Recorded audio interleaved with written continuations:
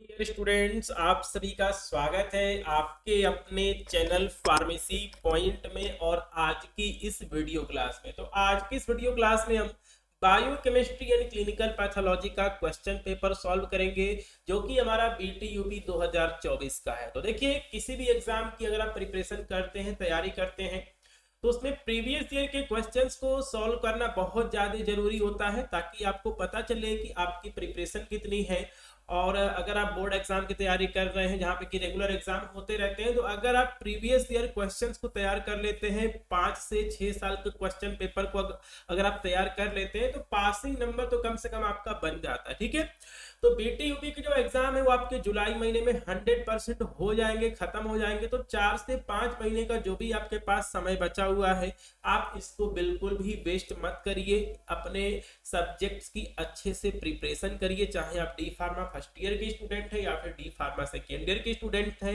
और first year का जो बैच है वो भी बहुत जल्द आएगा, और जो उसके पीवाईक्यू है उनको भी जो है वो सॉल्व कराया जाएगा। तो आप इस वीडियो को लाइक कर दें और साथ में जो भी आपके क्लासमेट्स हैं उनके साथ इस वीडियो का लिंक जो है वो जरूर से शेयर कर दें। और आप हमारे टेलीग्राम ग्रुप को ज्वाइन करना बिल्कुल भी ना भूलें। ठीक है, टेलीग्राम ग्रुप पे आपको फार्मेसी पॉइंट सर्च करना है, या फिर डिस्क्रिप्शन बॉक्स में जो है वो लिंक दिया गया है, तो आप वहां से भी जो है हमारे ग्रुप को ज्वाइन कर सकते हैं, जहां पे जो है इसकी जो पीडीएफ है वो मैं आपको प्रोवाइड करा दूंगा। ठीक है, तो अगर आपको डी फार्मा एग्जाम की कंप्लीट प्रिपरेशन करनी है, तो आप हमारे पेड बैच में ज्वाइन कर सकते हैं। इसके लिए आपको फार्मेसी पॉइंट ऐप को प्ले स्टोर से डाउनलोड करना होगा।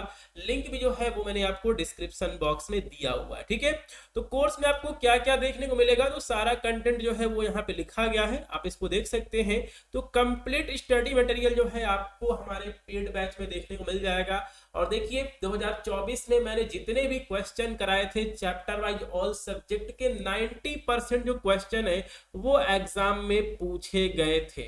ठीक है, तो आप अभी से जो है कोर्स में ज्वाइन करके अपनी जो प्रिपरेशन है उसको चालू कर दीजिए, कहीं कोई दिक्कत नहीं है। बाकी अगर आपके मन में कोई भी डाउट है, तो जो आपको व्हाट्सएप नंबर दिख रहा है आप इस पे व्हाट्सएप भी कर सकते हैं, और दिन के टाइम में जो है आप इस नंबर पे कॉल भी कर सकते हैं अगर आपकी कोई भी क्वेरी है तो। ठीक है, चलिए, तो यहाँ पे जो है क्वेश्चन पेपर का जो फॉर्मेट है वो आपको पता है कि बीटी यूपी में जो है एग्जाम में क्वेश्चन पेपर कैसे आता है, 3 पार्ट में आता है, part A, part B, part C. Part A की बात की जाए, टोटल 7 क्वेश्चन पूछे जाते हैं, 6 क्वेश्चन करने होते हैं, जैसे कि लिखा गया है आंसर एनी 6 क्वेश्चन। कोई भी जो है 6 क्वेश्चन आपको सॉल्व करना है, जैसे कि यहाँ पर लिखा गया है। ठीक है, और देखिए, एक क्वेश्चन जो है आपका कितने नंबर का होता है, एक क्वेश्चन जो है आपका 5 नंबर का जो है ये क्वेश्चन होता है। ठीक है, चलिए, तो यहाँ पे पहला क्वेश्चन क्या पूछा गया था, पहले चैप्टर से जो है ये क्वेश्चन पूछा गया है।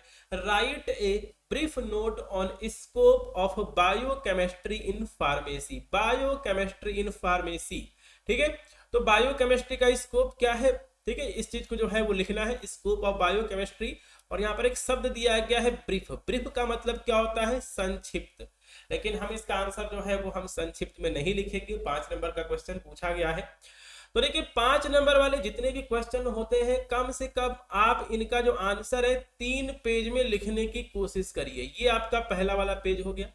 ठीक है, इसके जस्ट पीछे वाला पेज हो गया, और उसके जस्ट आगे वाला पेज हो गया। कम से कम 3 पेज में जो है आप आंसर जरूर से लिखिए। और अगर आप थोड़ा सा बड़ा लिखेंगे, थोड़ा सा सुंदर राइटिंग में लिखेंगे, स्पेस देके लिखेंगे, तो 4 पेज जो है आपका बड़े आराम से कवर हो जाएगा, जो मैं आपको कंटेंट प्रोवाइड कराता हूं। ठीक है, चलिए, तो मैंने आपको बता रखा है कि किसी भी आंसर को शुरू करने से पहले सबसे पहले उसके बारे में लिखिए, थोड़ा सा उसका इंट्रोडक्शन लिख दीजिए। ठीक है, तो क्वेश्चन हमने देख लिया है, और हमने अपने कॉपी पे हेडिंग डाल दिया है scope of biochemistry in pharmacy. ठीक है, scope of biochemistry in pharmacy, ये जो है हमने यहाँ पर अपने कॉपी में जो है वो हमने हेडिंग डाला हुआ है। ठीक है, चलिए, तो देखिए, बायोकेमिस्ट्री क्या है, आप इस शब्द पे गौर करें।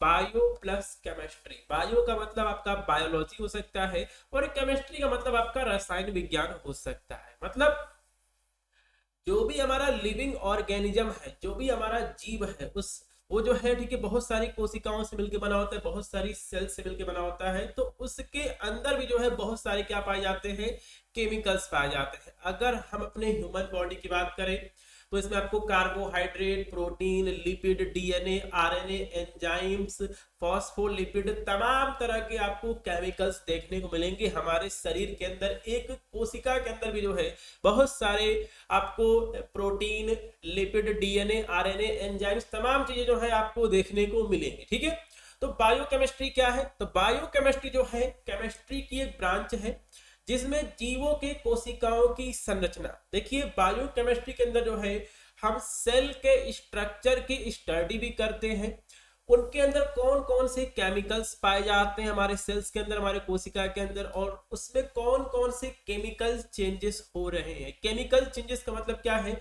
मेटाबॉलिज्म। किसी भी लिविंग ऑर्गेनिज्म के अंदर, किसी भी ठीक है किसी भी जीव के अंदर जो है कौन कौन से उसके शरीर के अंदर केमिकल चेंजेस हो रहे हैं और उनसे होने वाले जो रोग हैं उनका जो अध्ययन है वो हम बायोकेमिस्ट्री में करते हैं। ठीक है, अब आपने न्यूट्रॉन, इलेक्ट्रॉन, प्रोटॉन, इन सभी चीजों के बारे में आपने केमिस्ट्री में पढ़ा होगा। वैसे ही हमारे शरीर के अंदर बहुत सारे बायोमोलिक्यूल्स होते हैं, जैसे कि कार्बोहाइड्रेट हो गया, प्रोटीन हो गया, लिपिड हो गया, डीएनए हो गया, आरएनए हो गया, एंजाइम्स हो गए।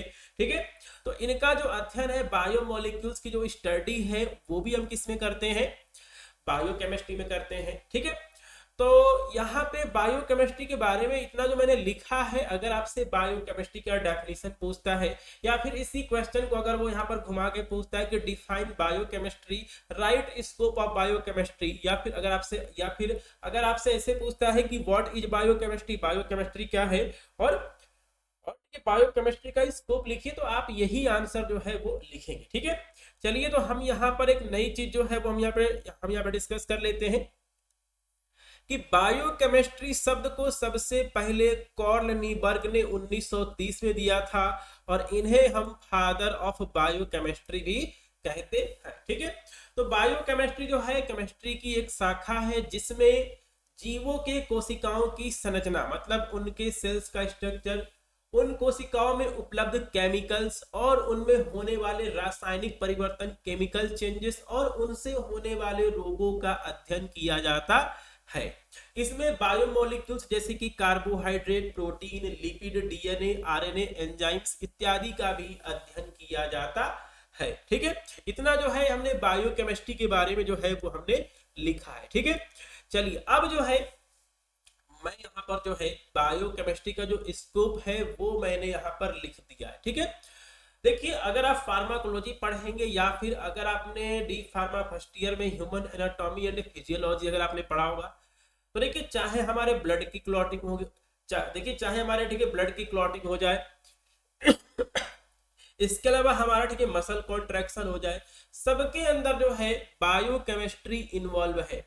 देखिए कहीं पे ठीक है कैल्शियम आयन इन्वॉल्व है, कहीं पे पोटेशियम आयन इन्वॉल्व है, या फिर अगर आपने फार्माकोलॉजी में रिसेप्टर के बारे में पढ़ा होगा, रिसेप्टर प्रोटीन होते हैं। बहुत सारी दवाइयां जो है वो किसी एंजाइम्स को ब्लॉक करके काम करती हैं, बहुत सारी दवाइयां जो है वो डीएनए आरएनए के सिंथेसिस को ब्लॉक करती हैं, बहुत सारी जो आपके यहाँ पर दवाइयां हैं वो सेल डिवीजन को ब्लॉक करती हैं, बहुत सारी दवाइयां जो है वो यहाँ पर मेटाबॉलिज्म की किसी स्टेप को ब्लॉक करती हैं। तो कहने का मतलब ये कि बिना बायोकेमिस्ट्री, देखिए यहाँ पर बिना बायोकेमिस्ट्री के पढ़े, अगर आपको बायोकेमिस्ट्री की नॉलेज नहीं है तो आपको दवाइयों की नॉलेज नहीं होगी, आपको मेडिकल साइंस की भी नॉलेज नहीं होगी। ठीक है, फिलहाल सभी चीजों को जो है वो मैंने यहाँ पर पॉइंट वाइज लिख दिया है, कहीं कोई दिक्कत वाली बात नहीं है।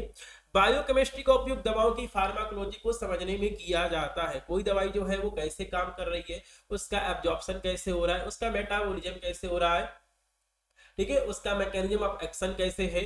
ठीक है, तो इन सभी चीजों का जो है हम बायोकेमिस्ट्री की मदद से हम इस चीज को समझ सकते हैं। ठीक है, बायोकेमिस्ट्री में मेटाबॉलिज्म में गड़बड़ी से होने वाली बीमारियों जैसे कि डायबिटीज का भी अध्ययन किया जाता है। ठीक है, तो डायबिटीज मेलाइटिस में क्या होता है, ब्लड शुगर लेवल बढ़ जाता है। ठीक है, ब्लड शुगर लेवल जो है वो बढ़ जाता है, इंसुलिन की कमी से बढ़ता है। इंसुलिन क्या है, एक पॉलीपेप्टाइड हार्मोन है जो कि अमाइनो एसिड से मिलकर बना होता है, और अमाइनो एसिड की स्टडी हम किसमें करते हैं, बायोकेमिस्ट्री में करते हैं। ठीक है, तो बायोकेमिस्ट्री के बिना मेडिकल साइंस अधूरा है। ठीक है, दवाएं कैसे रिसेप्टर से जुड़ती हैं, इसका भी जो अध्ययन है वो हम बायोकेमिस्ट्री में करते हैं। एंजाइम्स और उनकी कमी से होने वाले रोगों और उनके उपचार, ट्रीटमेंट का अध्ययन भी जो है वो हम बायोकेमिस्ट्री में करते हैं। ठीक है, तो देखिए कितना ज्यादा इंपॉर्टेंट है बायोकेमिस्ट्री। बिना बायोकेमिस्ट्री के जो है मेडिकल साइंस को इमेजिन नहीं किया जा सकता है। ठीक है, चलिए चलते हैं अगले पेज पे। बहुत सी बीमारियों में शरीर के अलग अलग बायोमोलिक्यूल्स जैसे कि कार्बोहाइड्रेट, लिपिड, एंजाइम्स अधिक हो जाते हैं। इससे इनकी कमी या फिर अधिकता से होने वाले रोगों का पता चल जाता है। जैसे कि कार्बोहाइड्रेट, ठीक है, देखिए ठीक है, ब्लड के अंदर ग्लूकोज का लेवल बढ़ गया, वही डायबिटीज हो गया। लिपिड, कोलेस्ट्रॉल बढ़ गया तो आपको हार्ट रिलेटेड बीमारी हो सकती है। एंजाइम्स, देखिए क्या होता है कि हार्ट अटैक वगैरह में जो है बहुत सारे जो एंजाइम्स हैं वो बढ़ जाते हैं। तो इससे जो है हमें बहुत सारी बीमारियों का जो है वो हमें पता चल जाता है। बायोकेमिस्ट्री का जो उपयोग है वो बायोटेक्नोलॉजी में भी किया जाता है। जेनेटिक म्यूटेशन से होने वाले रोगों और उनका उपचार का अध्ययन भी जो है बायोकेमिस्ट्री में किया जाता है। ठीक है, जीन्स के अंदर कुछ चेंजेस हो गए, म्यूटेशन हो गया, ठीक है, तो उसकी वजह से जो है बहुत सारी बीमारियां होती हैं, तो उनका भी जो अध्ययन है वो हम बायोकेमिस्ट्री में करते हैं। और बायोकेमिस्ट्री शरीर में होने वाले डाइजेशन और दूसरे फिजियोलॉजी को समझने में मदद करती है। जैसे कि ठीक है, मसल कॉन्ट्रैक्शन कैसे हो रहा है, ठीक है, नर्व का ट्रांसमिशन कैसे हो रहा है, ठीक है, न्यूरोट्रांसमीटर कैसे काम कर रहे हैं, हमारे शरीर के अंदर डाइजेशन कैसे हो रहा है। ठीक है, तो इसका भी जो अध्ययन है वो हम बायोकेमिस्ट्री में ही करते हैं। ठीक है, बायोकेमिस्ट्री में हम जीन्स का स्ट्रक्चर, उसका फंक्शन और उसमें होने वाले चेंजेस से होने वाले रोगों का अध्ययन जो है वो किया जाता है। बायोकेमिस्ट्री का प्रयोग जो है फॉरेंसिक साइंस में भी किया जाता है। डीएनए फिंगरप्रिंटिंग इसका उदाहरण है। और क्लिनिकल बायोकेमिस्ट्री का उपयोग करके बायोमोलिक्यूल्स में होने वाले परिवर्तन से रोगों का पता लगाया जाता है। तो टोटल 11 पॉइंट्स जो है वो मैंने यहाँ पर लिख दिए हैं। इतना बिल्कुल इनफ है 5 नंबर के क्वेश्चन के लिए। ठीक है, तो आप इस क्वेश्चन को तैयार कर लेंगे कि बायोकेमिस्ट्री क्या है। वैसे क्वेश्चन पूछा गया था कि ठीक है बायोकेमिस्ट्री का स्कोप लिखिए, लेकिन यहाँ पे हमने बायोकेमिस्ट्री के बारे में हमने लिख दिया है और साथ में जो है हमने इसका स्कोप भी जो है वो हमने यहाँ पर लिख दिया है। ठीक है, चलिए, तो मुझे उम्मीद है कि ये क्वेश्चन जो है आपको समझ में आ गया होगा, इसका जो आंसर है वो भी आपको समझ में आ गया होगा। ठीक है, चलिए, तो इसके बाद जो है हम चलते हैं क्वेश्चन नंबर 2 पे। Right the structure and function of mitochondria. तो ये आपको लग रहा होगा कि ह्यूमन एनाटॉमी एंड फिजियोलॉजी से जो है ये क्वेश्चन पूछा गया है। तो हमें जो है माइटोकॉन्ड्रिया का स्ट्रक्चर और फंक्शन लिखना है। Structure and function of mitochondria. ठीक है, चलिए, तो बेसिक स्ट्रक्चर मैं आपको बता देता हूं, कहीं कोई दिक्कत नहीं है। देखिए, माइटोकॉन्ड्रिया जो होता है इसके पास डबल लेयर होती है। ये जो है डबल मेम्ब्रेन, ठीक है, डबल मेम्ब्रेन जो है इसके अंदर जो है डबल मेम्ब्रेन जो है डबल मेम्ब्रेन सेल ऑर्गेनली है ये। ठीक है, डबल मेम्ब्रेन, एक आपको यहाँ पर बाहर मेम्ब्रेन दिख रही है, एक जो है इसके अंदर मेम्ब्रेन है। ठीक है, एक आपका हो गया, ठीक है, आउटर मेम्ब्रेन हो गया, एक आपका हो गया इनर मेम्ब्रेन हो गया। इन दोनों के बीच का जो स्पेस है, चलिए मैं इसको यहाँ पर ऐसे बना देता हूँ, सही रहेगा। ये आपका आउटर मेम्ब्रेन हो गया। इसके अंदर भी जो है वो हम यहाँ पर एक मेम्ब्रेन बना लेते हैं, ये आपका इनर मेम्ब्रेन है। आउटर मेम्ब्रेन और इनर मेम्ब्रेन के बीच का जो हिस्सा है ये जो, ठीक है, ये जो आपके पर पोर्शन, इसको हम बोलते हैं इंटर मेम्ब्रेन स्पेस। तो इसको बोलेंगे इंटर मेम्ब्रेन स्पेस। ठीक है, ये क्या है, ये है आपका इंटर मेम्ब्रेन स्पेस है। इंटर मेम्ब्रेन स्पेस ये आपका है आउटर मेम्ब्रेन है, ये आपका अंदर वाला इनर मेम्ब्रेन है। ठीक है, देखिए जो आपका ये इनर मेम्ब्रेन है इसके अंदर जो है आपको जो है कुछ इस तरह के जो है आपको यहाँ पर फोल्डिंग्स जो है आपको यहाँ पर देखने को मिल जाएंगे। इस तरह जो है आपको फोल्डिंग देखने को मिल जाएंगे। ठीक है, चलिए, तो अब जो है हम इसके स्ट्रक्चर के बारे में हम यहाँ पे बिल्कुल पॉइंट वाइज डिस्कस करेंगे। देखिए, टॉपिक ऐसा हो कि स्टूडेंट्स को जो है उसे याद रखने में, उसे समझने में कोई दिक्कत ना हो। ठीक है, चलिए, तो पहला हेडिंग हमारा पढ़ चुका है स्ट्रक्चर ऑफ माइटोकॉन्ड्रिया। ठीक है, स्ट्रक्चर ऑफ माइटोकॉन्ड्रिया क्या लिखा है, माइटोकॉन्ड्रिया का स्ट्रक्चर इस प्रकार होता है। पहला है आउटर मेम्ब्रेन, ये आपके घर का सबसे बाहर वाली दीवार है, सबसे बाहर वाली वॉल्व है। ठीक है, तो यह माइटोकॉन्ड्रिया का सबसे बाहरी हिस्सा होता है। यह सेमी परमिएबल होता है, मतलब इसके अंदर से जो है छोटे छोटे बायोमोलिक्यूल्स जो है वो अंदर और बाहर जा सकते हैं। ठीक है, तो क्या लिखा गया, आउटर मेम्ब्रेन, यह माइटोकॉन्ड्रिया का बाहरी हिस्सा होता है, बाहरी मेम्ब्रेन होता है। यह सेमी परमिएबल होता है, इससे छोटे छोटे मॉलिक्यूल्स अंदर और बाहर की तरफ आ जा सकते हैं। ठीक है, सेकेंड आपका है इनर मेम्ब्रेन, अंदर वाला। यह आउटर मेम्ब्रेन के अंदर स्थित होती है। इसमें बहुत सारे फोल्ड्स होते हैं जिसे क्रिस्टी कहते हैं। क्रिस्टी जो होते हैं इसमें देखिए, माइटोकॉन्ड्रिया को पावर हाउस ऑफ सेल कहते हैं, मतलब यहां से ऊर्जा बनती है। माइटोकॉन्ड्रिया जो है वो क्या बनाती है, एनर्जी बनाती है। ठीक है, तो इनर मेम्ब्रेन के अंदर जो है बहुत सारे फोल्ड्स होते हैं जिसको कि क्रिस्टे कहते हैं, और इन क्रिस्टे में जो है बहुत सारे एंजाइम्स और प्रोटीन पाए जाते हैं जो कि एनर्जी प्रोडक्शन के लिए जरूरी होते हैं। ठीक है, चलिए अगला पॉइंट है क्रिस्टी। तो क्रिस्टी क्या है, क्रिस्टी जो है इनर मेम्ब्रेन पर पाए जाने वाले फोल्ड्स होते हैं। ये माइटोकॉन्ड्रिया के अंदर के एरिया को ये बढ़ाते हैं जिससे अधिक मात्रा में एटीपी बन सके। ठीक है, चलिए उसके बाद क्या है, उसके बाद है आपका माइटोकॉन्ड्रियल मैट्रिक्स। तो देखिए जो मैंने यहां पर स्ट्रक्चर बनाया है, ठीक है, तो जो आपका ये इनर मेम्ब्रेन है इसके अंदर जो है, इसके अंदर जो है गाढ़ा विस्कस एक तरह का फ्लूइड भरा होता है। क्या भरा होता है, फ्लूइड भरा होता है। इसका देखिए इसके अंदर जो है एक गाढ़ा विस्कस फ्लूइड भरा होता है जिसे माइटोकॉन्ड्रियल मैट्रिक्स कहते हैं। ठीक है, तो माइटोकॉन्ड्रियल मैट्रिक्स क्या है, माइटोकॉन्ड्रियल मैट्रिक्स जो है इनर मेम्ब्रेन के अंदर, ठीक है, इनर मेम्ब्रेन के भीतर भरा हुआ एक विस्कस लिक्विड होता है। इसमें डीएनए, राइबोसोम, एंजाइम्स और दूसरे बायोमोलिक्यूल्स होते हैं, और क्रेब्स साइकिल जैसी मेटाबॉलिज्म एक्टिविटी यही होती है, या फिर क्रेब्स साइकिल जो है माइटोकॉन्ड्रियल मैट्रिक्स में होता है। ठीक है, तो अगर आपसे क्वेश्चन पूछे कि क्रेब्स साइकिल जो है, क्रेब्स साइकिल कहां पे होती है, क्रेब्स साइकिल कहां पे होती है, माइटोकॉन्ड्रियल मैट्रिक्स में होती है। ठीक है, तो एक एक लाइन का भी जो है आप क्वेश्चन बना सकते हैं, उसका आंसर बना सकते हैं।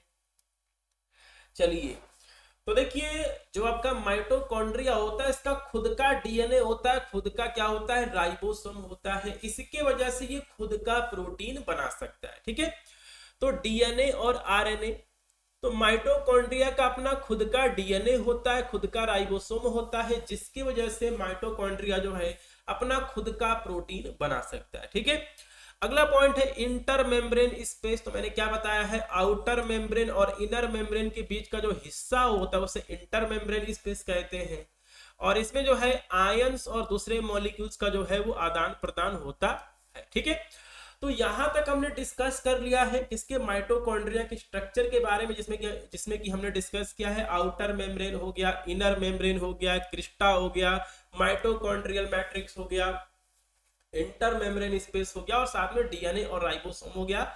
ठीक है, माइटोकॉन्ड्रिया के पास जो है अपना खुद का क्या होता है, सारा सिस्टम होता है, डीएनए होता है, राइबोसोम होता है, जिससे जो है वो खुद का प्रोटीन बना सकता है। ठीक है, चलिए अब जो है हम चलते हैं फंक्शन ऑफ माइटोकॉन्ड्रिया के बारे में डिस्कस करने के लिए। ठीक है, फंक्शन ऑफ माइटोकॉन्ड्रिया अगली हेडिंग है। तो सबसे इंपॉर्टेंट है आपका एनर्जी प्रोडक्शन, ऊर्जा का उत्पादन। ठीक है, तो माइटोकॉन्ड्रिया को power house of the cell कहा जाता है। तो माइटोकॉन्ड्रिया जो है, माइटोकॉन्ड्रिया सेल्स के अंदर एनर्जी प्रोडक्शन करते हैं। यह एटीपी, एडिनोसिन ट्राइफॉस्फेट का फॉर्मेशन करता है, जो कि हमारे शरीर की क्या है, एनर्जी करेंसी है। Energy currency of cell is known as ATP, adenosine triphosphate. ठीक है, चलिए इसके बाद हमारा अगला पॉइंट होने वाला है साइट ऑफ सेलुलर रिस्पिरेशन। ठीक है, साइट का मतलब क्या होता है, जगह, स्थान। ठीक है, तो सेलुलर रिस्पिरेशन कहां पे होती है, माइटोकॉन्ड्रिया में होती है। ठीक है, चलिए क्या लिखा गया है, यह कोशिका श्वसन, सेलुलर रिस्पिरेशन की प्रक्रिया का मुख्य केंद्र है। ऑक्सीजन की उपस्थिति में ग्लूकोज और ठीक है, ग्लूकोज और फैटी एसिड को ऑक्सीडाइज करके ऊर्जा उत्पन्न करता है। ठीक है, तो देखिए आप इसका जो आंसर है पॉइंट वाइज बिना हेडिंग डाले भी लिख सकते हैं। जैसे कि आप लिखेंगे function of mitochondria number 1, mitochondria में जो है, ठीक है, माइटोकॉन्ड्रिया जो है कोशिका में ऊर्जा का उत्पादन करता है। यह एडिनोसिन ट्राइफॉस्फेट का, ठीक है, यह आपका एटीपी का निर्माण करता है जो कि हमारे शरीर की ऊर्जा मुद्रा है, एनर्जी करेंसी है। ठीक है, नंबर 2, यह सेलुलर रिस्पिरेशन की मुख्य जगह है। ऑक्सीजन की उपस्थिति में ग्लूकोज और फैटी एसिड को ऑक्सीडाइज करके ऊर्जा उत्पन्न की जाती है। ठीक है, तो आप इन बिना हेडिंग्स को डाले भी जो है आप अपना आंसर लिख सकते हैं, लेकिन अगर आप हेडिंग डाल के प्रॉपर तरीके से आंसर लिखेंगे तो एग्जामिनर आपको 5 में 5 नंबर भी जो है आपको दे सकता है। ठीक है, चलिए, तो यहां पर माइटोकॉन्ड्रिया का तीसरा फंक्शन है क्रेब्स साइकिल। तो माइटोकॉन्ड्रियल मैट्रिक्स में क्रेब्स साइकिल होती है। मैंने क्या बताया है, ये क्वेश्चन आपसे एमसीक्यू में पूछ सकता है। Krebs cycle occurs in, Krebs cycle कहां पाई जाती है, माइटोकॉन्ड्रियल मैट्रिक्स में पाई जाती है, और इसमें एनर्जी प्रोडक्शन के लिए NADH और FADH2 जैसे मॉलिक्यूल्स बनते हैं। अगला फंक्शन है इलेक्ट्रॉन ट्रांसपोर्ट चेन, ETC। तो देखिए इनर मेम्ब्रेन में जो है, इनर मेम्ब्रेन में इलेक्ट्रॉन ट्रांसपोर्ट चेन के माध्यम से ATP का फॉर्मेशन होता है। इस प्रक्रिया को ऑक्सीडेटिव फॉस्फोराइलेशन कहा जाता है। अगला फंक्शन है metabolism of fats and amino acids. ठीक है, तो फैट्स यानी कि वसा और अमाइनो एसिड का मेटाबॉलिज्म जो है वो माइटोकॉन्ड्रिया में होता है। ठीक है, माइटोकॉन्ड्रिया जो है फैट्स और अमाइनो एसिड के टूटने की प्रक्रिया में मदद करता है। और देखिए माइटोकॉन्ड्रिया के पास अपना खुद का DNA और राइबोसोम होता है, जिससे ये कुछ प्रोटीन और एंजाइम्स खुद बना सकता है। इसलिए इसको सेमी ऑटोनोमस ऑर्गेनेली कहते हैं। क्या कहते हैं, सेमी ऑटोनोमस ऑर्गेनेली जो है माइटोकॉन्ड्रिया को कहा जाता है। देखिए बहुत सारे इसके फंक्शन है, टोटल 10 फंक्शन मैंने यहाँ पे लिख दिया है। पहला है, उसके बाद यहाँ पर है आयन रेगुलेशन। तो देखिए आपका माइटोकॉन्ड्रिया जो है कैल्शियम आयन को स्टोर और कंट्रोल करने में, ठीक है, कंट्रोल करने में मदद करता है, नियंत्रित करने में मदद करता है। एपोप्टोसिस, ठीक है, एपोप्टोसिस बहुत इंपॉर्टेंट ये वर्ड है। देखिए जो भी हमारी सेल है इसकी जो है कुछ समय बाद डेथ हो जाती है, और ये प्रोग्राम डेथ होती है कि मतलब ये चीज होगी ही होगी। ठीक है, तो माइटोकॉन्ड्रिया जो है सेल की प्रोग्राम डेथ को कंट्रोल करता है। और अगला आपका फंक्शन है स्टेरॉइड हार्मोन सिंथेसिस। ठीक है, तो माइटोकॉन्ड्रिया जो होता है हमारे शरीर के अंदर बहुत सारे स्टेरॉइड हार्मोन का फॉर्मेशन करता है, उसको बनाता है, जो कि हमारे शरीर के अलग अलग फंक्शन को कंट्रोल करते हैं ये स्टेरॉइड हार्मोन। ठीक है, तो देखिए स्ट्रक्चर मैंने बता दिया आपको माइटोकॉन्ड्रिया का। माइटोकॉन्ड्रिया का फंक्शन भी जो है वो मैंने आपको बता दिया है। आप इसको अपने लैंग्वेज के अंदर भी जो है आप इसे कन्वर्ट कर सकते हैं। चलिए, तो अगला क्वेश्चन है give the classification of amino acid. ठीक है, अमाइनो एसिड का क्लासिफिकेशन लिखना है, किसके ऊपर, based on chemical nature with suitable example. ठीक है, तो अमाइनो एसिड का क्लासिफिकेशन करना है उसके केमिकल नेचर के अकॉर्डिंग विद सुटेबल एग्जांपल। चलिए इस क्वेश्चन को जो है हम कर लेते हैं। चलिए, तो सबसे पहले हम स्टार्ट करेंगे इंट्रोडक्शन से। इसी क्वेश्चन को ऐसे भी पूछ सकता है, हो सकता है 2025 के एग्जाम में पूछ दे, 26 पूछ दे कि what is amino acid, define amino acid, right classification of amino acid on the basis of chemical structure या फिर chemical nature with suitable example. ठीक है, तो कम से कम जो है किसी भी आंसर को शुरू करने से पहले आप उसका इंट्रोडक्शन लिखिए, वही आपका डेफिनेशन हो जाता है। ठीक है, चलिए, तो यहाँ पे जो है हमने देखिए यहाँ पे जो है वो हमने यहाँ पर हेडिंग डाला हुआ है classification of amino acid based on chemical nature with example. ठीक है, चलिए, तो अमाइनो एसिड क्या है। अमाइनो एसिड जो है ऑर्गेनिक कंपाउंड होते हैं, कार्बनिक यौगिक होते हैं, जो कि प्रोटीन बनाते हैं। बहुत इंपॉर्टेंट है, proteins are polymers of amino acid.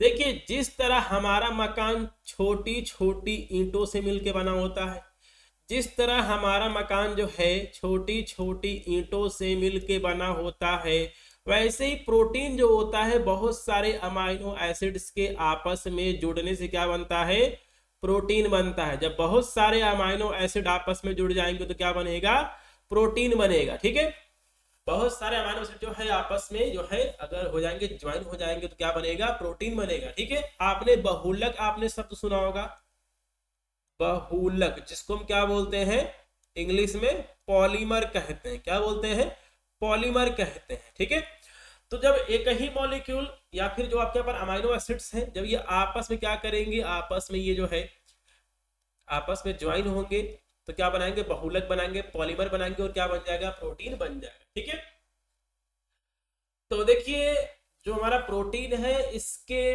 Building units क्या है, या फिर प्रोटीन का सबसे छोटा यूनिट क्या है, अमाइनो एसिड है। ठीक है, तो proteins are polymers of amino acid, या फिर स्मॉलेस्ट यूनिट ऑफ प्रोटीन क्या है, अमाइनो एसिड है। ठीक है, तो इस तरह जो है डिफरेंट टाइप के एमसीक्यू पूछे जाते हैं। तो देखिए अमाइनो एसिड्स क्या है, कार्बनिक कंपाउंड से जो कि प्रोटीन बनाते हैं। ये प्रोटीन की क्या होते हैं, इकाई होते हैं, यूनिट होते हैं। ठीक है, प्रोटीन का सबसे छोटा हिस्सा क्या है, अमाइनो एसिड्स है, और प्रोटीन हमारे शरीर के लिए बहुत ज्यादा जरूरी है। ठीक है, तो ये शरीर के बहुत सारे बायोलॉजिकल केमिकल्स कार्यों में शामिल है, जैसे कि वृद्धि हो गया, ग्रोथ हो गया, डेवलपमेंट हो गया। तो बिना प्रोटीन के हमारे शरीर का ग्रोथ नहीं होगा, ना ही डेवलपमेंट होगा, और प्रोटीन बना होता है अमाइनो एसिड का। तो अमाइनो एसिड जो है बहुत जरूरी है। तो प्रोटीन जो होते हैं अमाइनो एसिड्स के पॉलीमर होते हैं। ठीक है, प्रोटीन जो है अमाइनो एसिड क्या होते हैं, पॉलीमर्स होते हैं। ठीक है, चलिए तो इतनी सारी कहानी आपको समझ में आ गई होगी। कि जो भी आपका अमाइनो एसिड होता है इसके अंदर दो हमें फंक्शनल ग्रुप देखने को मिलता है, एक आपका अमाइनो ग्रुप होता है, एक आपका कार्बोक्सिल ग्रुप होता है। ठीक है, अमाइनो ग्रुप को लिखते हैं NH2 से, कार्बोक्सिल ग्रुप को लिखते हैं COOH से। ठीक है, तो देखिए जो आपका अमाइनो एसिड है, देखिए जो आपका अमाइनो एसिड है, अगर इसके अंदर अमाइनो ग्रुप और कार्बोक्सिल ग्रुप अगर एक ही कार्बन से जुड़ा होता है उसे क्या बोला जाएगा, उसे बोला जाएगा अल्फा अमाइनो एसिड। ठीक है, मैं यहाँ पर एक स्ट्रक्चर जो है वो मैं यहाँ पे ड्रॉ कर देता हूँ। कार्बन है, आप इसी से जोड़ दीजिए NH2, इसी से आप जोड़ दीजिए कार्बोक्सिलिक ग्रुप, और हम यहाँ पे जोड़ देंगे हाइड्रोजन, और हम भी यहाँ पे जोड़ देंगे हाइड्रोजन जोड़ देंगे। ठीक है, तो यहाँ पे आपको क्या दिख रहा है कि यहाँ पे हमारे पास कार्बन है, इसी कार्बन से जो है कार्बोक्सिलिक ग्रुप भी जुड़ा हुआ है, इसी कार्बन से जो है हमारा यहाँ पर अमाइनो ग्रुप भी जुड़ा हुआ है। तो इसे क्या बोलेंगे, इसे हम बोलेंगे अल्फा अमाइनो एसिड। ठीक है, फिलहाल आपको यहाँ पर केमिकल स्ट्रक्चर पे नहीं जाना है। तो ऐसा अमाइनो एसिड जिसमें कि एक ही कार्बन से अमाइनो ग्रुप और कार्बोक्सिलिक ग्रुप जुड़े होते हैं उसे क्या बोलते हैं, अल्फा अमाइनो एसिड कहते हैं। ठीक है, मानव शरीर में जो है 20 प्रकार के अमाइनो एसिड पाए जाते हैं। चलिए, तो उसके बाद हमने यहाँ पर हेडिंग डाला है क्लासिफिकेशन ऑफ अमाइनो एसिड। ठीक है, तो अमाइनो एसिड का वर्गीकरण निम्नलिखित है। पहला है on the basis of chemical nature. तो केमिकल नेचर के ऊपर भी जो है हमने इसको क्लासिफाई किया, लेकिन क्वेश्चन में पूछा गया है right classification of amino acid on the basis of nutritional requirement भी जो है हम यहाँ पे क्लासिफाई करते हैं। ठीक है, तो देखिए न्यूट्रिशनल की बात की जाए तो इसमें हम अमाइनो एसिड को क्लासिफाई करते हैं एसेंशियल एंड नॉन एसेंशियल में, और केमिकल नेचर का जो है वो हम क्लासिफिकेशन यहाँ पर जो है वो हम यहाँ पर लिखेंगे। ठीक है, चलिए, तो रासायनिक प्रकृति के आधार पर on the basis of chemical nature पहला है एलिफैटिक साइड चेन। देखिए एलिफैटिक एरोमेटिक आपने केमिस्ट्री में पढ़ा होगा। तो एलिफैटिक तो पहला है आपका यहाँ पर एलिफैटिक साइड चेन। तो ये सबसे सिंपल अमाइनो एसिड होती है, जैसे कि आपका हो गया ग्लाइसिन हो गया, एलानिन हो गया, वैलिन हो गया, ल्यूसिन हो गया, आइसोल्यूसिन हो गया। सेकेंड है आपका hydroxyl group containing amino acid. इसके अंदर जो है OH ग्रुप पाया जाता है। ठीक है, तो इसमें हाइड्रोक्सिल ग्रुप पाया जाता है, जैसे कि आपका सेरीन, थ्रियोनिन, टायरोसिन हो गया। बहुत इंपॉर्टेंट है, यहां से जो है नीट एग्जाम में भी क्वेश्चन आ चुका है। सल्फर कंटेनिंग अमाइनो एसिड, ऐसा अमाइनो एसिड जिसमें कि सल्फर पाया जाता है, जैसे मैथियोनिन, सिस्टीन इसका एग्जांपल है। अगला है बेसिक अमाइनो एसिड। ये बेसिक होते हैं, क्षारीय होते हैं, जैसे कि लाइसिन हो गया, आर्जिनिन हो गया, हिस्टिडीन हो गया। तो देखिए ये सारे एग्जांपल्स आपको याद होने चाहिए। ठीक है, आपके गवर्नमेंट फार्मासिस्ट एग्जाम के लिए भी, एग्जिट एग्जाम के लिए भी, और ऐसे भी जो है आपको यहाँ पे याद होने चाहिए। अगर आपसे पूछता है कोई सल्फर कंटेनिंग अमाइनो एसिड का एग्जांपल बताओ, methionine, cysteine. Basic amino acid का एग्जांपल बताओ, lysine, arginine, histidine. Hydroxyl group containing amino acid का नाम बताओ, सेरीन, थ्रियोनिन, टायरोसिन। ठीक है, तो ये सारे आपको याद होने चाहिए। ठीक है, अगला है एरोमेटिक अमाइनो एसिड। तो इसके अंदर जो है एरोमेटिक रिंग पाई जाती है, बेंजीन की तरह जो है इसके अंदर रिंग पाई जाती है, फिनाइल एलानिन, टायरोसिन, ट्रिप्टोफैन। और क्या दिया गया, एसिडिक अमाइनो एसिड। तो इसमें जो है कार्बोक्सिलिक ग्रुप की जो संख्या होती है वो अमाइनो एसिड से, सॉरी, जो आपके पास अमीनो ग्रुप होता है उससे अधिक होती है, जिसके वजह से इनका जो नेचर है वो एसिडिक होता है। एग्जांपल है एस्पार्टिक एसिड, नाम से क्लियर है, और ग्लूटामिक एसिड जो है एसिडिक अमाइनो एसिड के उदाहरण है। ठीक है, तो इतना आपको यहाँ पे समझ में आ गया होगा। चलिए, तो इसके बाद हम चलते हैं अगले वाले क्वेश्चन पे। Discuss the function of calcium, sodium, iron and zinc in our body. ठीक है, तो टोटल जो है यहाँ पर टोटल 4 इलेक्ट्रोलाइट दिया गया है, calcium, sodium, iron and zinc. सबका जो फंक्शन है वो हम एक एक करके डिस्कस कर लेंगे। आप इसको और सिंपल लैंग्वेज में लिख सकते हैं, कहीं कोई दिक्कत नहीं है। ठीक है, पहला है फंक्शन ऑफ कैल्शियम। कैल्शियम की जो है क्या क्या फंक्शन है हमारे शरीर के अंदर। कैल्शियम हमारे हड्डियों, दांतों को मजबूत बनाने, ठीक है, जो आपका कैल्शियम है, कैल्शियम हमारे हड्डियों और दांतों का जो है, ठीक है, मुख्य घटक है, कंपोनेंट है, उसका हिस्सा है। यह उन्हें मजबूत और स्वस्थ बनाए रखने में मदद करता है। ठीक है, देखिए, अगर आपने ह्यूमन एनाटॉमी एंड फिजियोलॉजी में अगर आपने पढ़ा होगा कि तो जो भी हमारा, ठीक है, मसल्स का कॉन्ट्रैक्शन होता है, कॉन्ट्रैक्शन एंड रिलैक्सेशन होता है, उसमें जो है कैल्शियम आयन जरूरी है। ठीक है, तो कैल्शियम जो होता है हड्डियों और दांतों को स्वस्थ बनाए रखने के लिए, मजबूत बनाए रखने के लिए आवश्यक है। कैल्शियम मसल कॉन्ट्रैक्शन के लिए जरूरी होता है, मसल कॉन्ट्रैक्शन और रिलैक्सेशन में जो है वो कैल्शियम आयन की जरूरत पड़ती है। ठीक है, हमारे नर्वस सिस्टम के अंदर सिग्नल भेजने और सिग्नल प्राप्त करने में भी जो है कैल्शियम महत्वपूर्ण भूमिका निभाता है। कैल्शियम जो है ब्लड की क्लॉटिंग के लिए आवश्यक होता है। कैल्शियम हार्ट बीट को कंट्रोल करता है, हमारी हार्ट मसल्स की कॉन्ट्रैक्शन रिलैक्सेशन को भी जो है ये कंट्रोल करता है। हमारे शरीर में पाए जाने वाले बहुत सारे एंजाइम्स को एक्टिवेट करने के लिए कैल्शियम आयन जरूरी होता है। ठीक है, कैल्शियम जो है, कैल्शियम हमारे शरीर के अंदर बहुत सारे हार्मोन्स के सिक्रीशन के लिए जरूरी है। ठीक है, कैल्शियम जो होता है हमारे सेल डिवीजन और नई सेल्स की बनने के लिए जरूरी है। कैल्शियम जो है हमारे शरीर के अंदर कैल्शियम के लेवल को बैलेंस रखता है। ठीक है, कैल्शियम जो है हमारे इम्यून सेल्स को स्ट्रांग बनाता है, उनकी एक्टिविटी को बढ़ाता है, जो कि हमें इन्फेक्शन से लड़ने में मदद करती है। ठीक है, तो इतना सारा कैल्शियम का फंक्शन हमने देख लिया है। अब जो है हम बात करेंगे सोडियम के। ठीक है, फंक्शन ऑफ सोडियम। तो देखिए, सोडियम जो होता है हमारे शरीर के अंदर वाटर बैलेंस को बनाए रखता है। सोडियम आयन हमारे नर्वस सिस्टम में इलेक्ट्रिकल सिग्नल्स के कम्युनिकेशन में या फिर उसको भेजने में जो है महत्वपूर्ण भूमिका निभाता है। सोडियम आयन हमारे मसल्स के कॉन्ट्रैक्शन और रिलैक्सेशन के लिए जरूरी होता है।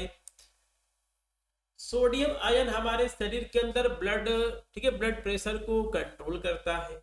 सोडियम आयन हमारे शरीर के पीएच लेवल को बैलेंस बनाए रखता है। सोडियम आयन हमारे शरीर में पाए जाने वाले बहुत सारे एंजाइम्स को एक्टिवेट करता है।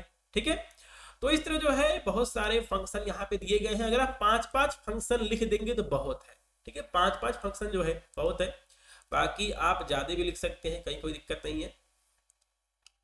चलिए, तो फंक्शन ऑफ आयरन, आयरन की बात क्या की जाए। ठीक है, आयरन जो है सबसे पहले आप स्टार्ट करेंगे आरबीसी से।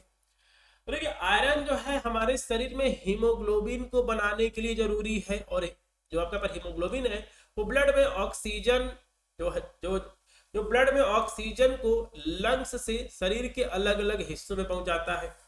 आयरन जो है हमारे मसल्स के अंदर मायोग्लोबिन को बनाने के लिए जरूरी होता है, जो कि हमारी मसल्स को ऑक्सीजन प्रोवाइड करता है।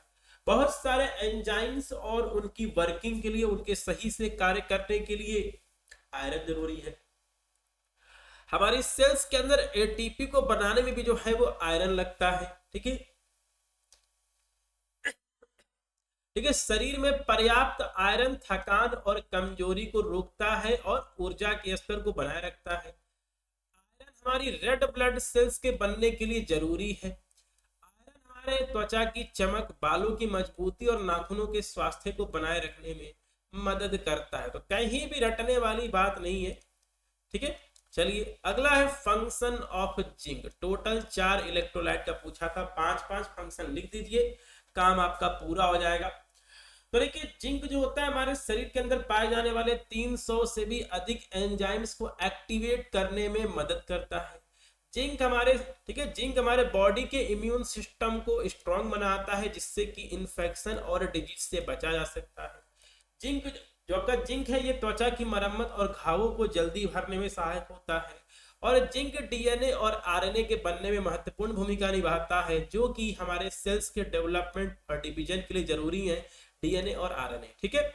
फंक्शन ऑफ जिंक की बात की जाए, जिंक जो होता है हमारे पैनक्रियास में इंसुलिन के स्टोरेज और रिलीज को कंट्रोल करता है, और इंसुलिन जो होता है ब्लड शुगर लेवल को कंट्रोल करती है। जिंक जो है हमारे ब्रेन के फंक्शन, मेमोरी और न्यूरोट्रांसमीटर के बैलेंस को बनाए रखने में, ठीक है, बनाए रखने में मदद करता है। और जिंक जो है हमारे, ठीक है, बोन डेवलपमेंट, हड्डियों के विकास और मजबूती के लिए जो है वो जिंक आवश्यक है, ठीक है।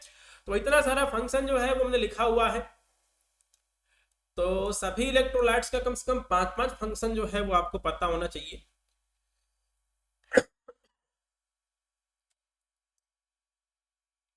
चलिए तो ये क्वेश्चन जो है हमारा हो गया है, क्वेश्चन नंबर 4 हमारा हो गया है। क्वेश्चन नंबर 5 की बात की जाए, discuss the application of biotechnology in medicine and vaccine development. Biotechnology शब्द को पकड़िए, बायो का मतलब क्या है बायोलॉजी, और टेक्नोलॉजी का मतलब क्या है तकनीकी, ठीक है। तो चलिए हमने यहाँ पर हेडिंग डाला है application of biotechnology in medicine and vaccine development, ठीक है। देखिए बायोटेक्नोलॉजी अगर आप बिल्कुल बेसिक से स्टार्ट करें तो दूध का दही बनना भी जो है एक हमारा, ठीक है, बायोटेक्नोलॉजी के एक प्रोसेस का एग्जांपल्स है, ठीक है। आपने फर्मेंटेशन, किण्वन आपने नाम सुना होगा, ठीक है, ब्रेड वगैरह बनता है, वाइन बनती है, शराब बनती है। तो ये जो है हमारा बिल्कुल बिल्कुल हमारा 0 लेवल का जो है ये बायोटेक्नोलॉजी का एग्जांपल्स है, ठीक है। तो देखिए जब हम जीवित प्राणियों, लिविंग ऑर्गेनिजम्स, या फिर उनकी कोशिकाओं का, या फिर उन लिविंग ऑर्गेनिजम्स के अंदर होने वाले बायोकेमिकल प्रोसेस, मेटाबॉलिज्म का उपयोग करके हम कोई प्रोडक्ट बनाते हैं, या फिर हम कोई जो है, ठीक है, हम कोई जो है यहाँ पर सर्विस बनाते हैं, या फिर उसके अंदर इंप्रूवमेंट करते हैं, उसमें क्या बोलते हैं बायोटेक्नोलॉजी कहते हैं, ठीक है। तो सबसे पहले जो है आपको बायोटेक्नोलॉजी के बारे में जो है वो समझना है। तो अगर आपसे क्वेश्चन पूछता है इन फ्यूचर कि बायोटेक्नोलॉजी क्या है, तो आप इस चीज को लिख सकते हैं, ठीक है। या फिर define biotechnology, right scope of biotechnology, ये तो वैसे आपसे यहाँ पर नहीं पूछेगा, लेकिन यहाँ पर एप्लीकेशन पूछा गया है, ठीक है। चलिए तो यहाँ पे लिखा गया कि कार्ल इरेकी को जो है फादर ऑफ बायोटेक्नोलॉजी कहा जाता है, जिन्होंने सबसे पहले बायोटेक्नोलॉजी शब्द को प्रतिपादित किया था। सबसे पहले बायोटेक्नोलॉजी शब्द को किसने दिया था? कार्ल इरेकी ने दिया था, ठीक है। तो जब हम जीवित प्राणियों, लिविंग ऑर्गेनिजम्स, या फिर उनके कोशिकाओं का, या फिर उनके अंदर होने वाले बायोकेमिकल्स प्रोसेस का उपयोग करके किसी प्रोडक्ट को बनाते हैं, या फिर हम किसी सर्विस का विकास करते हैं, सेवाओं का विकास करते हैं, या फिर उसके अंदर हम कुछ यहाँ पर इंप्रूवमेंट करते हैं, सुधार करते हैं, इसे क्या बोलते हैं? जैव प्रौद्योगिकी, बायोटेक्नोलॉजी इसे कहते हैं। और कार्ल इरेकी को जो है फादर ऑफ बायोटेक्नोलॉजी कहा जाता है, क्योंकि इन्होंने सबसे पहले इस शब्द को दिया था, ठीक है। चलिए तो इसके बाद जो है हम बायोटेक्नोलॉजी के एप्लीकेशन की बात कर लेते हैं, इसके उपयोग के बारे में जो है वो हम बात कर लेते हैं। तो देखिए जो आज का मेडिकल साइंस है, ठीक है, ये बायोटेक्नोलॉजी के बिना अधूरा है। और आने वाले फ्यूचर में जो है बायोटेक्नोलॉजी की मदद से जो है ऐसी दवाएं बनेंगी जो कि बीमारियों को बहुत ही जल्दी, बहुत ही क्विक तरीके से जो है वो ठीक कर पाएंगी, ठीक है। चलिए तो यहाँ पे हमने हेडिंग डाला है application of biotechnology in medicine and vaccine development. तो देखिए बायोटेक्नोलॉजी के माध्यम से सुरक्षित और प्रभावी वैक्सीन का उत्पादन किया जा रहा है, जैसे कि कोविड-19 का mRNA वैक्सीन। बायोटेक्नोलॉजी के माध्यम से डायबिटीज के उपचार के लिए इस्रिया कोलाई बैक्टीरिया द्वारा इंसुलिन का उत्पादन किया जा रहा है। बायोटेक्नोलॉजी के माध्यम से आनुवांशिक बीमारियों जेनेटिक डिजीज को ठीक करने के लिए जो भी खराब जीन है, डिफेक्टिव जीन है, उसको बदलने या फिर उसको सुधारने की जो है वो तकनीक विकसित की जा रही है। बायोटेक्नोलॉजी के माध्यम से कैंसर और दूसरे ऑटो इम्यून डिजीज के इलाज के लिए मोनोक्लोनल एंटीबॉडीज को बनाया जा रहा है। देखिए बायोटेक्नोलॉजी से जो है ऐसा पॉसिबल हो गया है कि जो भी हमारा बॉडी है या फिर जो भी कोई यहाँ पर जीवित प्राणी है, लिविंग ऑर्गेनिज्म है, उसके शरीर के अंदर जो भी बायोमोलिक्यूल्स बनते हैं उनको हम लैब के अंदर जो है हम उसको बना सकते हैं। ठीक है, ग्रोथ हार्मोन या फिर दूसरे जो आपके फर्टिलिटी हार्मोन्स हैं उनका उत्पादन भी जो है वो बायोटेक्नोलॉजी के माध्यम से किया जा रहा है। बहुत सारी बीमारियों का पता लगाने के लिए और उनके इलाज के लिए बायोटेक्नोलॉजी का प्रयोग किया जा रहा है। ठीक है, चलिए बायोटेक्नोलॉजी के माध्यम से संक्रामक रोगों इन्फेक्शियस डिजीज के इलाज के लिए दवाओं का उत्पादन किया जा रहा है। तो देखिए बायोटेक्नोलॉजी आजकल ऐसी एक फील्ड हो गई है कि इसका जो स्कोप है सभी लाइन में है, चाहे आपका मेडिकल लाइन हो गया, एग्रीकल्चर हो गया, फूड हो गया, सभी जगह जो है वो बायोटेक्नोलॉजी की बहुत ही ज्यादा डिमांड हो चुकी है। ठीक है, चलिए तो इसके बाद हम चलते हैं अगले क्वेश्चन पे। Discuss the mechanism of action of enzymes. कोई भी एंजाइम्स कैसे कार्य करता है, बहुत इंपॉर्टेंट जो है आपका चैप्टर है एंजाइम वाला। 2 से 3 तरह के क्वेश्चन पूछते हैं कि पहला कि भाई आपका एंजाइम क्या है, एंजाइम का डेफिनेशन लिखिए, एंजाइम्स का क्लासिफिकेशन लिखिए, mechanism of action of enzymes लिखिए। तो ये जो क्वेश्चन है बहुत इंपॉर्टेंट क्वेश्चन है और ये क्वेश्चन नंबर 6 में ये पूछा गया। ठीक है, चलिए तो सबसे पहले हमने यहाँ पर हेडिंग डाला है मैकेनिज्म ऑफ एंजाइम्स। ठीक है, और सबसे पहले जो है वो हम एंजाइम्स के बारे में लिखेंगे। ठीक है, तो देखिए हमारे शरीर के अंदर बहुत सारी केमिकल रिएक्शन चलती रहती है जिसको हम क्या बोलते हैं, मेटाबॉलिज्म बोलते हैं। और जब केमिकल रिएक्शन होती है तो उस केमिकल रिएक्शन की स्पीड को बढ़ाने के लिए क्या चाहिए, कैटालिस्ट चाहिए, उत्प्रेरक चाहिए, जिसे हम क्या बोलते हैं, एंजाइम्स बोलते हैं। ठीक है, क्या लिखा गया है, अधिकांश एंजाइम्स, मोस्टली एंजाइम्स जो होते हैं वो क्या होते हैं, प्रोटीन होते हैं। सभी एंजाइम्स प्रोटीन नहीं होते हैं। एक आपका राइबोजाइम होता है जो कि एक एंजाइम है लेकिन वो प्रोटीन नहीं है।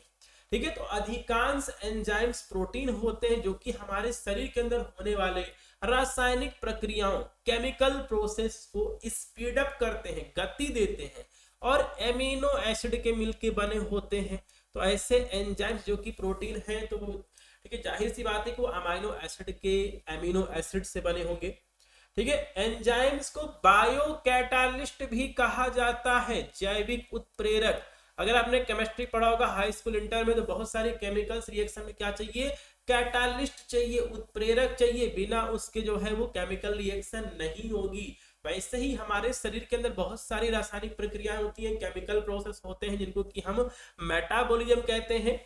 तो उनमें हमें एंजाइम्स चाहिए, तो एंजाइम्स को बायोकैटालिस्ट भी कहा जाता है। ठीक है, तो एंजाइम्स जो है बायोकैटालिस्ट के रूप में काम करते हैं और हमारे शरीर के अंदर होने वाली बहुत सारी केमिकल्स रिएक्शन को तेज करके बायोलॉजिकल प्रोसेस को कंट्रोल करते हैं। ठीक है, एंजाइम शब्द को सबसे पहले किसने दिया था, कुहने ने दिया था। कब दिया था, 1878 में दिया था। ठीक है, चलिए तो देखिए कोई भी एंजाइम जो है वो कैसे कार्य करता है, इस चीज को जो है हम 2 मॉडल के माध्यम से समझेंगे, लेकिन सबसे पहले हम इसका बेसिक जो है वो हम समझ लेते हैं। ठीक है, तो एंजाइम जो होता है सबसे पहले सबस्ट्रेट से, ठीक है, सबस्ट्रेट के एक्टिव साइट, ठीक है, सबस्ट्रेट से एक्टिव साइट के माध्यम से जुड़ता है और एक अस्थायी एंजाइम सबस्ट्रेट कॉम्प्लेक्स बनाता है और एंजाइम सबस्ट्रेट कॉम्प्लेक्स आगे चल के प्रोडक्ट बनाता है। ये आपका एंजाइम है, ये जुड़ा सबस्ट्रेट के साथ में, ये जो है सबस्ट्रेट के एक्टिव साइट से जाके जुड़ गया और इसने यहाँ पर एक एंजाइम सबस्ट्रेट कॉम्प्लेक्स बनाया और यही जो है कॉम्प्लेक्स आगे चल के जो है यहाँ से जो है आपका यहाँ पर एंजाइम अलग हो जाएगा और आपका प्रोडक्ट बन जाएगा। ठीक है, तो देखिए एंजाइम्स के एक्शन को समझने के लिए सबसे महत्वपूर्ण हमारे पास 2 मॉडल हैं, एक आपका है लॉक एंड की मॉडल और एक हमारे पास और मॉडल है सबसे पहले जो है वो हम यहाँ पे लॉक एंड की मॉडल को समझते हैं। जैसे कि देखिए आप सभी के घरों में ताला होता है और सबकी चाबी अलग अलग होती है, वैसे ही यहाँ पे जो है आप एंजाइम के मैकेनिज्म को समझेंगे। तो देखिए जो हमारा ये लॉक एंड की कॉन्सेप्ट है, इसके अनुसार एंजाइम क्या है, ताला है, और सबस्ट्रेट क्या है, चाबी है। ठीक है, तो इनके अनुसार जो है एंजाइम जो होता है वो क्या होता है, रिजिड होता है, सॉलिड होता है। जैसे कि आपके यहाँ पर चाबी जो होती है वो, जो आपके ऊपर ताले की चाबी होती है क्या होती है, टाइट होती है। ठीक है, सॉलिड होती है, लोहे की बनी होती है। ठीक है, केवल सही प्रकार की अगर आपके पास चाबी होगी जो कि सबस्ट्रेट है की होल में प्रवेश करेगी। जो भी आपके ऊपर ताला होता है, जो उसका होल होता है, उसमें जो है अगर उसी फिटिंग के अगर आपके पास चाबी है तभी जो है उसमें जा पाएगी। ठीक है, तो केवल सही आकार की जो चाबी है वही जो है, केवल सही आकार की चाबी जो कि सबस्ट्रेट है की होल में प्रवेश करती है, जो कि ताले की एक्टिव साइट है, जो कि एंजाइम है। ठीक है, तो देखिए अन्य चाबियां जो बहुत छोटी है या फिर बहुत बड़ी है, या फिर जिनके जो दांत हैं वो यहाँ पे गलत ढंग से हैं, वो उस ताले में फिट ही नहीं होगा। सही आकार की जो चाबी होगी वही जो है वो ताला खोल सकती है। ये कहानी कम से कम आपको समझ में आनी चाहिए। चलिए तो हम यहाँ पर एक देखते हैं इमेज। ठीक है, देखिए जो आपके पास सबस्ट्रेट है ये आपका क्या है, चाबी है। जो आपके पास ताला है वो क्या है, एंजाइम्स है। ठीक है, तो देखिए अगर आपके पास सही शेप की अगर आपके पास चाबी है, ठीक है, तभी जो है ये आपका ताला खुलेगा। ठीक है, तो देखिए यहाँ पे आपको सबस्ट्रेट दिख रहा है, ये आपका क्या है, एंजाइम से उसका पर एक्टिव साइड आपको दिख रहा है। और यहाँ पे जो है देखिए ये इसमें जाके क्या हो गया, फिट हो गया, मतलब इसका जो शेप है वो इसी के अकॉर्डिंग बना हुआ है, तभी जो है इसमें जाके ये फिट हुआ है और हमको प्रोडक्ट देखने को मिलेगा। ठीक है, चलिए अब जो है हम चलते हैं यहाँ पे अगले वाले पेज पर, और यहाँ पे क्या लिखा है, तो हमारे पास एंजाइम्स के मैकेनिज्म ऑफ एक्शन को समझने के लिए एक और मॉडल जिसको कि हम कोसलैंड मॉडल कहते हैं। ठीक है, एंजाइम्स के एक्शन को जो है कोसलैंड के मॉडल से भी समझा जा सकता है, और इसको इंड्यूस फिट थ्योरी भी कहा जाता है। तो देखिए यहाँ पर ये थ्योरी ये मान के चल रही है कि जो एंजाइम का एक्टिव साइट होता है वो क्या होता है, रिजिड नहीं होता, बल्कि वो क्या होता है, फ्लेक्सिबल होता है। जब सबस्ट्रेट एंजाइम से जुड़ने के लिए एंजाइम के संपर्क में आता है तो वह एंजाइम्स के एक्टिव साइट में कुछ लाता है, चेंजेस लाता है। और एक्टिव साइट तब तक अपना जो आकार है वो बदलती रहती है जब तक कि वह सबस्ट्रेट से बाइंड न कर जाए, और सबस्ट्रेट से एंजाइम बाइंड करने के बाद जो है वो प्रोडक्ट बन जाता है। ठीक है, तो यहाँ पे जो है हम यहाँ पर एक इमेज जो है वो हम यहाँ पर देख ले रहे हैं। ठीक है, ये हमारे पास एंजाइम है, यहाँ पे हमारे पास सबस्ट्रेट है, और ये एंजाइम का क्या है, एक्टिव साइट है, जो उसका शेप है कुछ इस तरह का हुआ है। ये सबस्ट्रेट जैसे ही इसके पास में आया, इस एंजाइम का जो एक्टिव साइट है इसके स्ट्रक्चर में चेंज हो गया, किसके अकॉर्डिंग, यहाँ पे सबस्ट्रेट के अकॉर्डिंग। और जब एंजाइम्स के एक्टिव साइट के स्ट्रक्चर में चेंज हो गया, सबस्ट्रेट जो है इससे आके बाइंड कर गया और यहाँ पे प्रोडक्ट बन गया, और फिर से जो है एंजाइम्स यहाँ से अलग हो गया। ठीक है, तो ये जो है एंजाइम्स का जो फंक्शन है वो कैसे करता है, उसका मैकेनिज्म ऑफ एक्शन क्या है, उसको समझने के लिए जो है दो मॉडल्स हमने यहाँ पर डिस्कस किए हैं। तो इसमें जो है तीन तरह का क्वेश्चन पूछता है। तो आपका यहाँ पर एंजाइम का मैकेनिज्म ऑफ एक्शन, एंजाइम्स के देखिए एंजाइम्स की एक्टिविटी को कौन कौन से फैक्टर्स प्रभावित करते हैं, ये भी क्वेश्चन पूछता है। ठीक है, और एंजाइम्स का क्लासिफिकेशन हो गया, एंजाइम्स क्या होते हैं। तो 3 से 4 टॉपिक जो है इस चैप्टर से इंपॉर्टेंट होता है, जो कि एग्जाम में पूछा जा चुका है। ठीक है, चलिए तो इसके बाद हम चलते हैं अगले क्वेश्चन पे, right in brief about biological oxidation and obesity. ठीक है, बायोलॉजिकल ऑक्सीडेशन एंड ओबेसिटी पे जो है हमको एक नोट लिखना है। ठीक है, चलिए तो सबसे पहले हम यहाँ पर हेडिंग डालेंगे बायोलॉजिकल ऑक्सीडेशन। ठीक है, चलिए तो देखिए ऑक्सीडेशन क्या होता है, जब किसी भी केमिकल प्रोसेस में ऑक्सीजन जुड़ती है उसे क्या बोलते हैं, ऑक्सीडेशन बोलते हैं। और जब किसी भी प्रोसेस में हाइड्रोजन जुड़ती है उसे क्या बोलते हैं, उसे हम बोलते हैं रिडक्शन, अपचयन। ठीक है, चलिए तो यहाँ पर जैविक का मतलब क्या है कि ये किसी लिविंग ऑर्गेनिज्म के अंदर हो रहा है, किसी लिविंग सिस्टम के अंदर जो है ये चीज हो रही है।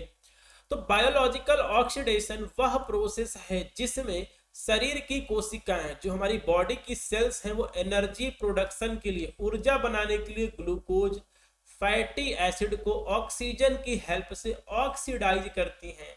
यह प्रोसेस माइटोकॉन्ड्रिया में होता है और एटीपी बनती है। ठीक है, तो बायोलॉजिकल ऑक्सीडेशन वह प्रोसेस है जिसमें हमारे बॉडी की सेल्स जो होती हैं वो एनर्जी प्रोडक्शन के लिए, ऊर्जा बनाने के लिए ग्लूकोज फैटी एसिड को ऑक्सीडेशन की प्रेजेंस में उसको ऑक्सीडाइज करती हैं।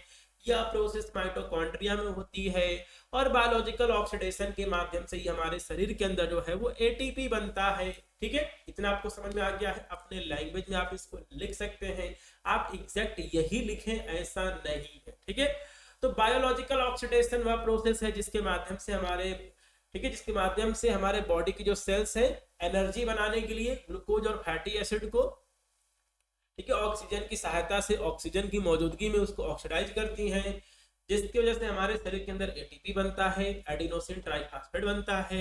यह प्रक्रिया माइटोकॉन्ड्रिया में होती है। ठीक है, चलिए, तो बायोलॉजिकल ऑक्सीडेशन के 3 स्टेप होते हैं। पहला है ग्लाइकोलिसिस। ठीक है, लिसिस का मतलब क्या होता है? टूटना। ठीक है, लिसिस का मतलब क्या होता है? टूटना।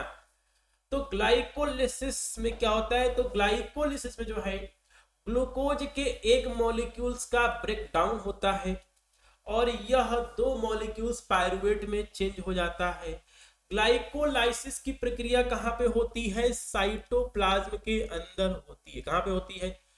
ग्लाइकोलिसिस कहां पे होता है? साइटोप्लाज्म में होता है। इस चीज को यहाँ पे लिखा नहीं गया है, लिखा जाना चाहिए था वैसे। तो ग्लाइकोलिसिस वह प्रक्रिया है जिसमें ग्लूकोज का एक मॉलिक्यूल्स टूटकर पायरुविक एसिड के 2 मॉलिक्यूल्स बनाता है। ग्लाइकोलिसिस की प्रक्रिया ऑक्सीजन की प्रेजेंस या फिर अब्जेंस दोनों में हो सकती है। ठीक है, बहुत इंपॉर्टेंट है। और ग्लाइकोलिसिस जो है वो कोशिका के सेल के साइटोप्लाज्म में होता है। ठीक है, चलिए सेकंड की बात की जाए, Krebs cycle. Krebs cycle, Krebs cycle जो है कहां पे होती है? माइटोकॉन्ड्रियल मैट्रिक्स में होती है। इसमें पायरुविक एसिड को एसिटाइल को एंजाइम्स में परिवर्तित किया जाता है। क्रेब्स साइकिल में एसिटाइल को एंजाइम का ऑक्सीडेशन होता है जिससे CO2 NADH और FADH2 का फॉर्मेशन होता है। क्रेब्स साइकिल एक एरोबिक प्रोसेस है, मतलब इसमें ऑक्सीजन की रिक्वायरमेंट होती है। ठीक है, तो क्रेब्स साइकिल माइटोकॉन्ड्रिया के माइटोकॉन्ड्रियल मैट्रिक्स में होता है। इसमें पायरुविक एसिड को एसिटाइल को एंजाइम्स में चेंज किया जाता है, परिवर्तित किया जाता है। क्रेब्स साइकिल में एसिटाइल को एंजाइम्स का ऑक्सीडेशन होता है जिससे CO2 NADH और FADH2 बनता है। यह एरोबिक प्रोसेस होती है जिसमें ऑक्सीजन की रिक्वायरमेंट होती है। तीसरा है इलेक्ट्रॉन ट्रांसपोर्ट चेन।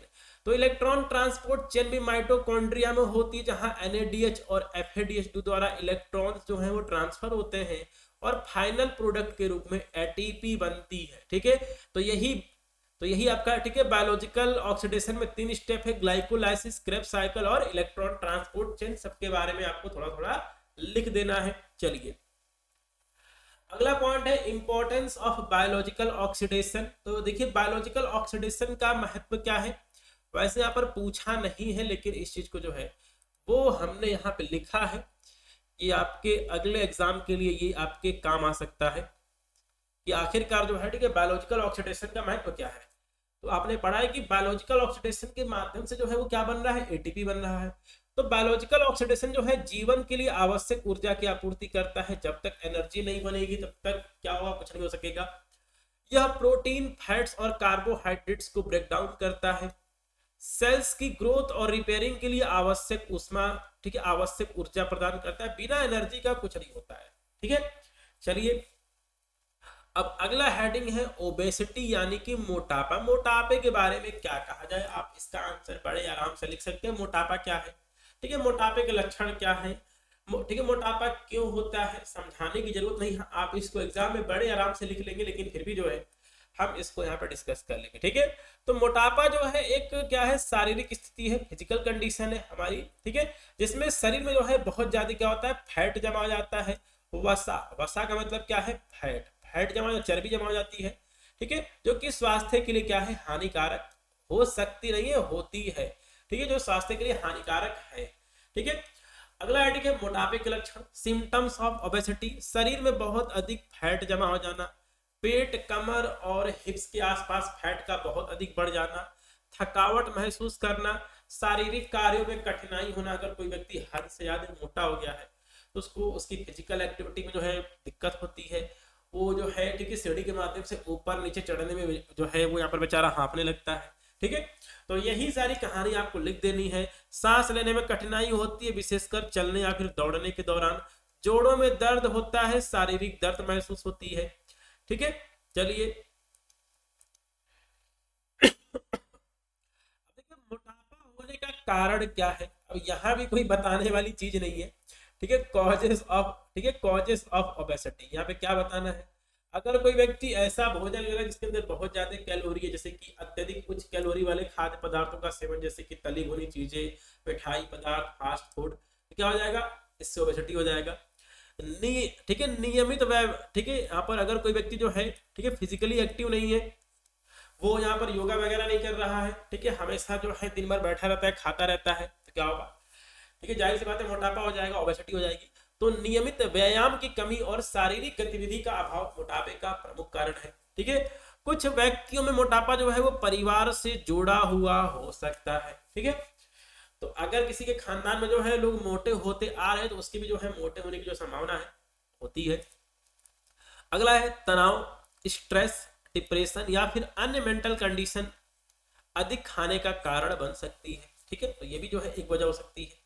चलिए, थायराइड, इंसुलिन और दूसरे हार्मोनल चेंजेस होने की वजह से भी जो है वो वजन बढ़ सकता है। ठीक है, और मोबाइल और टीवी जैसे उपकरणों पर अधिक समय बिताना और शारीरिक गतिविधियों की कमी होने की वजह से भी जो है वो मोटापा हो सकता है या फिर होता है। ठीक है, तो देखिए टोटल 7 क्वेश्चन जो है वो हमने यहाँ पे डिस्कस कर लिए हैं। इसके बाद जो है वो हम पार्ट बी स्टार्ट करेंगे। पार्ट बी और पार्ट सी जो है इसकी जो क्लास है वो पार्ट 2 में होगी, और पार्ट बी में जो है हम टोटल 11 क्वेश्चन सॉल्व करेंगे। इसमें से एक क्वेश्चन 3 नंबर का होता है, 10 क्वेश्चन आपको करना होता है।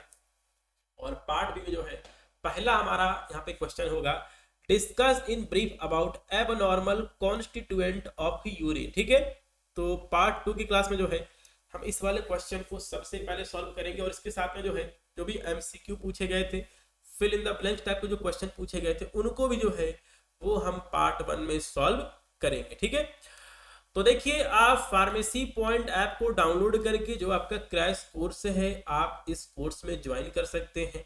अपने एग्जाम की जो है आप कंप्लीट प्रिपरेशन कर सकते हैं। इसके लिए जो है आपको फार्मेसी पॉइंट ऐप को प्ले स्टोर से डाउनलोड करना होगा, और अधिक जानकारी के लिए जो है जो आपको यहाँ पर स्क्रीन पे नंबर दिख रहा है, आप इस नंबर पे जो है व्हाट्सएप या फिर कॉल भी जो है वो कर सकते हैं। ठीक है, तो आज की इस वीडियो क्लास में इतना ही, मिलते हैं अगली क्लास में। जय हिंद।